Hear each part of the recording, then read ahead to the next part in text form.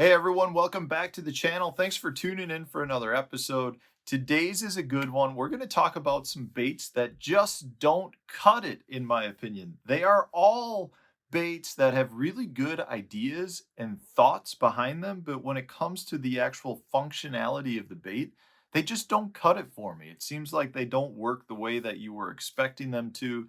So I want to go through these with all of you. There's a bunch of other baits on the market that kind of come out and they look really cool, but when you go to use them, they just don't seem to work quite right.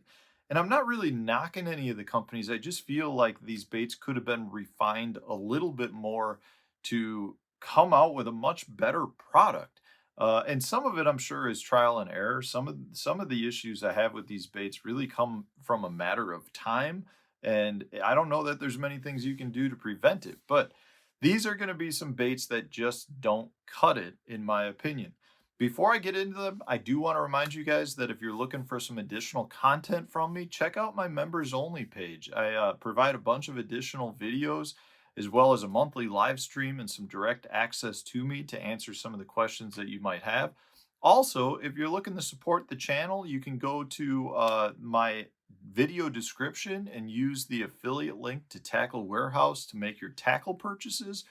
A little bit of that comes back to the channel and goes back right into making content for you guys. So if you're looking to support the channel, you can check out either of those options. All right, so these are baits that, man, when they came out, I was like, this is going to be it. The first one I'm going to start with is made by Lucky Craft, and it was a series of baits that they came out with called their Live series. And they had a live pointer. This is the Live Sammy. And basically what it was a multi-jointed back end. And the back end was supposed to give the bait some motion. So in this case, if you let the bait move, the bait might, add a little bit of vibration.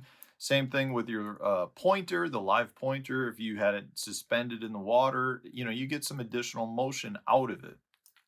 So it looks really cool to be able to have some bend in your bait, to have all those additional joints. It's just something that comes across as looking very good. But what I found was that in most cases, that the bait would tend to fall to one side versus the other. So you can see in this case, this Sammy, the live Sammy, it falls to that side. And it's most likely because when I stored it, it was stored flat. And because the tail is thinner, the bait actually droops down a little bit. Well, that little bit of a bend actually alters the action of the bait. So, with a Sammy, it can drive the bait to one side a little bit more. With the live pointer, the jerk bait, it just didn't seem to dart quite right. And it just seemed like it was a little bit of an issue when it came to a performance standpoint. When it came out, it was a very popular bait and it didn't stick at all because there were a lot of individuals like myself that just found like it created more headaches than value in terms of producing strikes. So the live series by Lucky Craft is one that came out, looked so good, and really just didn't do what it was supposed to do, in my opinion. The next one is one that I know there's some fans of this bait out there. I am not a fan of this at all. The Norman Weed Walker. So this is I'll say like a scum type bait. The idea being that you bring this over a grass mat and the blade in the middle spins and creates some water motion. Um, Man, the issue I have with this is a lot of your casts end up the wrong way down, and therefore you bury your bait in the weeds that you're trying to walk this over the top of. And the second thing being that a lot of your weeds would just get stuck in the blade itself. And from that standpoint, you're not getting any of that spinning blade motion because it's got slime and gunk up in there. And a lot of your casts were just completely wasted because the bait would land upside down. The idea behind this really seems very good, but it's just one that I don't feel like has been refined enough. I think it's similar to, you see some frogs now, kind of like the Teckle Sprinker, where you've incorporated, that kind of that plopping style tail, into it to create some additional motion. Well, that's kind of what this blade was doing. It just wasn't refined enough. I know, when this first came out, that was like when the scum frog was real popular. There were, just the various kind of other baits that people were throwing. There weren't that many slop frog type baits.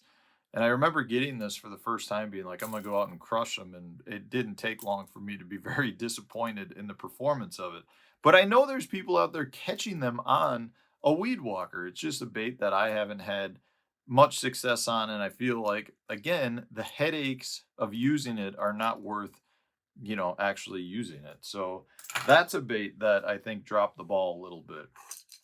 The next one is one that generally I feel like the company produces very high quality stuff. This is a Megabass lapstick. So this is a topwater bait. The back end would have a couple of props on the back, so that when you jerked it, you'd get a prop slashing motion on the surface. Um, the problem with this bait that I found out, because I've gone through, I think I had 3 of them, and in every instance, I had the prop on the back end pull out the back of the bait. 2 of those happened on fish bites, so it generated strikes, but it was like the first bite I had on the bait, and therefore it just seemed like it wasn't refined enough. But the lapstick is a good idea. I mean, it's very much a prop bait, but it's a bait that just, man, it hasn't cut it for me. So I'd be curious. I'm not even sure if they still make this bait. I think it may not just be me who is having issues with it. Um, but yeah, it's a bait that has dropped the ball on it, and it's one that I'm not using at this point. The last one is one that we've seen with a bunch of different big swim bait makers, and maybe this problem has been resolved, but specifically, we're talking about some of the big baits. This is a persuader. Osprey I have issues with. I'm not even sure the brand of this one, but it's where the weighted head turns the plastic white. And it doesn't happen to all the bait companies, but it does happen to a bunch. And it just seems like you spend so much money on a big plastic bait, and the big lead head turns the head of the bait into a pile of gunk. And it's just nasty, and you can see it's leaving some of my hands.